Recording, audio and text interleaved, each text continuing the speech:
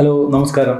അപ്പോൾ നാളത്തെ മാച്ച് 2 അടി വാങ്ങിച്ചിട്ട് വരുന്ന രാജസ്ഥാനും 1 അടി വാങ്ങിച്ചിട്ട് വരുന്ന CSK തമ്മിലാണ്. രാജസ്ഥാൻ ആദ്യ കളിയിൽ SRH ആയിട്ടും പിന്നീട് കൊൽക്കത്തയായിട്ടും പരാജയപ്പെട്ടു. ചെന്നൈ നോക്കുകയാണെന്നുണ്ടെങ്കിൽ ആദ്യ കളി മുംബൈ ഇന്ത്യൻസുമായിട്ട് നന്നായിട്ട് ജയിച്ച് ഒരു മാച്ച് കഴിഞ്ഞിട്ട് കഴിഞ്ഞ കളി RCB ആയിട്ട് ഭംഗിയായിട്ട് ഹോം കണ്ടീഷൻസിൽ തന്നെ തോറ്റിട്ടാണ് വരുന്നത്. ഇപ്പോൾ ഈ RCB ആയിട്ട് തോറ്റതിന് ശേഷം ഒരുപാട് ചോദ്യങ്ങളാണ് ഉയരുന്നത് ഫാൻസിൻ്റെ ഇടയിൽ നിന്നായാലും അതുപോലെ തന്നെ എക്സ്പേർട്സിൻ്റെ ഇടയിൽ നിന്നായാലും ഒക്കെ CSK ടീമിനെ പറ്റി. അതായത് CSK സാം കറിനെ മാറ്റിയിട്ട് കോൺവേ കൊണ്ടുവരണം, അതുപോലെ തന്നെ ഹൂഡെ മാറ്റിയിട്ട് വിജയ് ശങ്കറിനെ കൊണ്ടുവരണം. അങ്ങനെ ഒരുപാട് ചോദ്യങ്ങളാണ് ഫാൻസിൻ്റെ ഇടയിൽ നിന്ന് ഉയരുന്നത്. അതിനവരെ കുറ്റം പറയാൻ പറ്റില്ല. കാരണം കഴിഞ്ഞ മാച്ചിൽ നോക്കുകയാണെന്നുണ്ടെങ്കിലും ഫസ്റ്റ് മാച്ചിൽ നോക്കുകയാണെന്നുണ്ടെങ്കിലും ഒരു ബാറ്റിംഗ് ഓർഡറിൽ ഭയങ്കര പ്രശ്നങ്ങളാണ്. ഇപ്പോൾ ഹൂഡെ പെർഫോം ചെയ്യുന്നില്ല കഴിഞ്ഞ 2 മാച്ചായിട്ട്. അതുപോലെ തന്നെ ത്രിപാഠി ഓപ്പണിംഗ് ഇറക്കിയിട്ട് പെർഫോം ചെയ്യുന്നില്ല.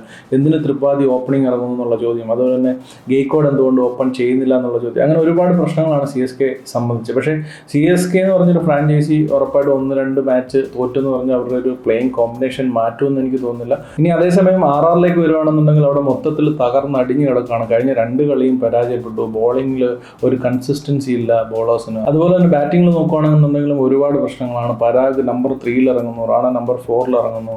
മൊത്തത്തിലൊരു കോമ്പിനേഷൻ്റെ കാര്യത്തിൽ അവർക്കും തീർച്ചയായിട്ടും പ്രശ്നമുണ്ട്. അപ്പോൾ അങ്ങനെ ടോട്ടലി കൺഫ്യൂസ്ഡ് ആയിട്ടുള്ള ടോട്ടലി മെസ്റ്റപ്പ് ആയിട്ടുള്ള ഒരു അവസ്ഥയിലാണ് രാജസ്ഥാൻ റോയൽസ് ഇപ്പോൾ ഉള്ളത്. ഇവരെ സംബന്ധിച്ച് ബാക്കപ്പ് നോക്കുകയാണെന്നുണ്ടെങ്കിൽ പ്രോപ്പറായിട്ടുള്ള ബാക്കപ്പും ഇല്ല. ഹെഡ്മാൻ്റെ ബാക്കപ്പ് ഇല്ല. ഇനി എന്തെങ്കിലും കോമ്പിനേഷൻസ് ചേഞ്ച് ചെയ്യണമെന്നുണ്ടെങ്കിലും പ്രോപ്പറായിട്ട് ഇവരുടെ കയ്യിൽ ബാക്കപ്പ് ഇല്ല.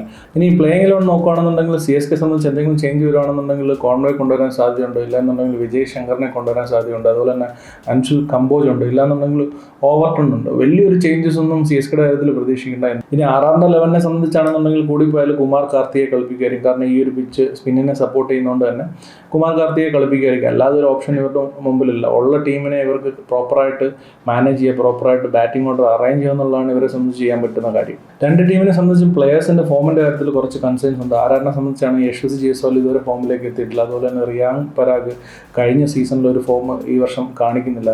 ഇനി ചെന്നൈയിലാണെന്നുണ്ടെങ്കിൽ ഹൂഡ ഫോമിലേക്കല്ല, അതുപോലെ തന്നെ ത്രിപാഠി തീരെ ഫോമിലല്ല. അപ്പോൾ അങ്ങനെയുള്ള കൺസേൺസ് 2 ടീമിനും ഈക്വലായിട്ട് തന്നെ ഉണ്ട്. ഇനി പിച്ച് കണ്ടീഷൻസിലേക്ക് വരുവാണെന്നുണ്ടെങ്കിൽ RR KKR കളിച്ച അതേ പിച്ച് തന്നെയാണ്. സ്പിന്നേഴ്സിന് കുറച്ച് സപ്പോർട്ട് കിട്ടുന്ന പിച്ചാണ്. അതുകൊണ്ട് തന്നെ CSK സംബന്ധിച്ച് വലിയൊരു അഡ്വാൻറ്റേജ് ആണ്.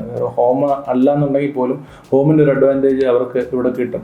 ഇനി ബാറ്റ്സ്മാനെ സംബന്ധിച്ചാണെന്നുണ്ടെങ്കിൽ കാൽക്കുലേറ്റ് ചെയ്ത് കളിക്കുന്നവർക്ക് തീർച്ചയായിട്ടും നന്നായിട്ട് കളിക്കാൻ പറ്റുന്ന പിച്ച് തന്നെയാണ്. ഇവിടെ 200-ന് മുകളിൽ സ്കോറൊക്കെ ഇഷ്ടംപോലെ വന്നിട്ടുള്ള പിച്ച് തന്നെയാണ്.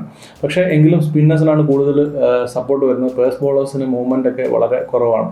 ഇനി ബോളിങ്ങിലേക്ക് വരുവാണെന്നുണ്ടെങ്കിൽ ചെന്നൈയെ സംബന്ധിച്ച് പവർ പ്ലേ ഹാൻഡിൽ ചെയ്യുന്ന ഖലീൽ അഹമ്മദാണ്. ഖലീൽ അഹമ്മദ് നന്നായിട്ട് തന്നെ ബോൾ ചെയ്യുന്നുണ്ട്. അതുപോലെ തന്നെ സാം കറിനെ വെച്ചിട്ടൊക്കെയാണ് കഴിഞ്ഞ മാച്ചിൽ അവർ കളിച്ചത്. അതുപോലെ തന്നെ അശ്വിൻ എറിഞ്ഞിരുന്നു. അശ്വിൻ അത്ര സക്സസ്ഫുൾ ആയിട്ട് വന്നില്ല.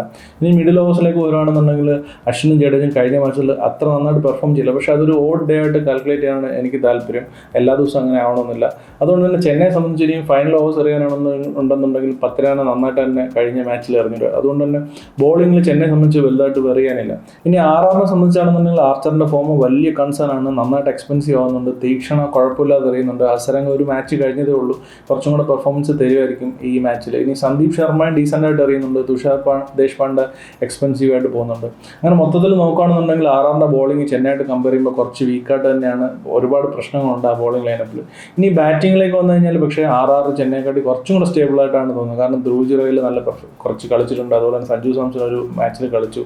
അതുമാത്രമല്ല SRH ഒരു മാച്ച് അവർ 242 അടിച്ച ഒരു ടീമാണ്. ഇനി ചെന്നൈയിലേക്ക് നോക്കുകയാണെന്നുണ്ടെങ്കിൽ ഇവരുടെ ഓപ്പണിംഗ് ആയിട്ടുള്ള ത്രിപാഠിയുടെ പ്രശ്നം കളിക്കുന്നില്ല എന്നുള്ളത്, ഹൂഡയുടെ ഫോമൗട്ട്, മിഡിൽ ഓർഡറിൽ ഒരു സ്ട്രെങ്ത് ഇല്ലായ്മ വളരെ വീക്കായിട്ട്, അതുപോലെ തന്നെ ധോണി ഒരു ബാക്കിലേക്ക് ഇറങ്ങുന്നത് കൊണ്ട് തന്നെ ഫിനിഷിങ്ങിൽ ഒരു ഫയർ പവർ ഇല്ലായ്മ, അങ്ങനെ ഒരുപാട് പ്രശ്നങ്ങൾ ചെന്നൈയെ സംബന്ധിച്ച് ബാറ്റിങ്ങിലുണ്ട്. അപ്പോൾ ബാറ്റിംഗ് കമ്പയർ ചെയ്യുകയാണെന്നുണ്ടെങ്കിൽ കമ്പാരിറ്റീവ്ലി റോയൽസ് കുറച്ചും കൂടെ ചെന്നൈക്കാട്ടിൽ ബെറ്റർ ആയിട്ട് നമുക്ക് വേണമെന്നുണ്ടെങ്കിൽ പറയാം. അപ്പോൾ ഈ വരുന്ന മാച്ചിൽ 2 ടീമിനും അവരുടേതായ ചലഞ്ചസ് ഉണ്ട്. ഇപ്പോൾ ചെന്നൈയെ സംബന്ധിച്ചാണെന്നുണ്ടെങ്കിൽ അവർക്ക് ഇപ്പോൾ ഒരു മാച്ച് തോറ്റിട്ട് വരുന്നുണ്ട്. ഈ മാച്ച് ഇമ്പോർട്ടൻ്റ് ആണ്.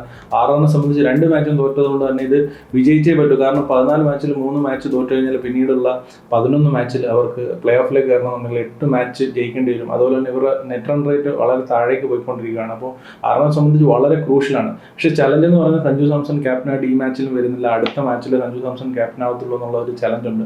അപ്പോൾ ഒരു എഡ്ജ് കൊടുക്കണമെന്നുണ്ടെങ്കിൽ തീർച്ചയായിട്ടും ചെന്നൈക്ക് എഡ്ജ് കൊടുക്കാൻ പറ്റും. കാരണം സ്പിന്നിനെ കുറച്ച് സപ്പോർട്ട് ചെയ്യുന്ന പിച്ചാണ്. ചെന്നൈയുടെ സ്പിന്ന് കുറച്ച് സ്ട്രോങ് ആണ്. അപ്പോൾ ഇതൊക്കെയാണ് നാളെ നടക്കാനിരിക്കുന്ന RR CSK മാച്ചിനെ പറ്റിയിട്ട് പറയാനുള്ളത്. തീർച്ചയായിട്ടും നിങ്ങളുടെ അഭിപ്രായങ്ങൾ കമൻറ്റ് സെക്ഷനിൽ പങ്കുവെക്കുക. നമുക്ക് ക്രിക്കറ്റ് അവിടെ ചർച്ച ചെയ്യാം. അതുപോലെ വീഡിയോ ഇഷ്ടപ്പെട്ടു എന്നുണ്ടെങ്കിൽ ലൈക്ക് ചെയ്യുക. ഇതുപോലെ വീഡിയോസ് ഇനിയും കാണണമെന്നുണ്ടെങ്കിൽ തീർച്ചയായിട്ടും സബ്സ്ക്രൈബ് ചെയ്യുക. വീണ്ടും മറ്റൊരു IPL റിലേറ്റഡ് വീഡിയോയുമായിട്ട് കാണുന്നവരെ ബൈ.